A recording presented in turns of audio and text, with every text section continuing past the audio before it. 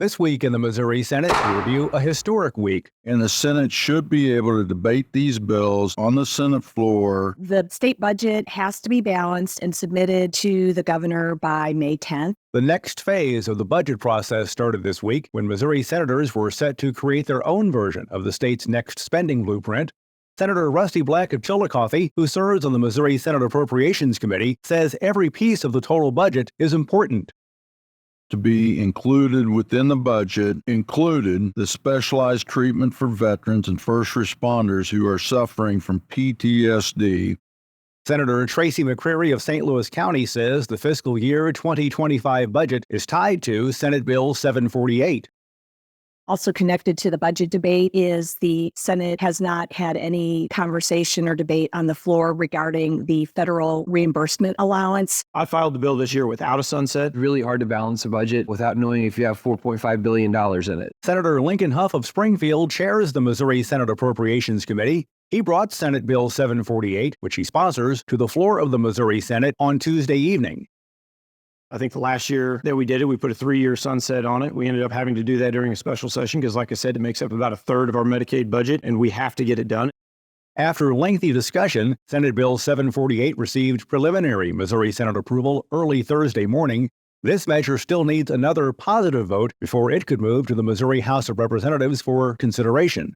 Missouri Senate Minority Floor Leader John Rizzo of Independence says the $4.5 billion connected to the FRA remains the unknown.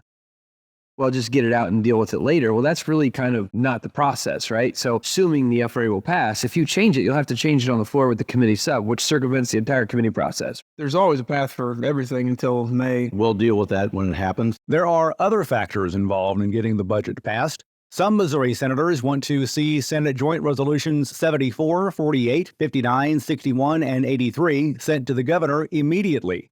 This resolution, upon voter approval, would modify provisions relating to constitutional amendments. Missouri Senate President Pro Tem Caleb Rowden of Columbia says this is more commonly known as IP, or Initiative Petition Reform.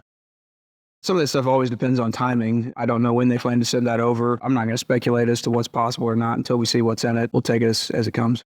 Senator Doug Beck of St. Louis is among those who oppose this plan. However, he says if it has to be done, it needs to be done a certain way. I expect we want to have this to be a clean IP bill and not try to confuse the voters. Missouri senators expect to take up this resolution on Monday. Traditionally, the budget starts in the House and then it moves over to the Senate. To stop from passing a bill that would defund Planned Parenthood. Passing the next budget also hinges on the governor signing House Bill 2634. This measure seeks to modify provisions relating to public funding of abortion facilities and affiliates and provisions relating to Missouri Health Net providers, and was sent to the governor for his consideration last month. Senator Stephen Roberts of St. Louis is among the Missouri senators who opposes this idea. This harmful legislation only serves to make it more difficult for women to have access to critical health needs like birth control, STI checks, and cancer screenings. Each line item in the budget is for the benefit of people throughout our state. Senator Tony Luetkemeyer of Parkville is vice chair of the Missouri Senate Appropriations Committee. This year, I'll have some focus on bringing back money for the 139th Airlift Wing in St. Joseph, which is the airlift wing for the Air National Guard in Missouri.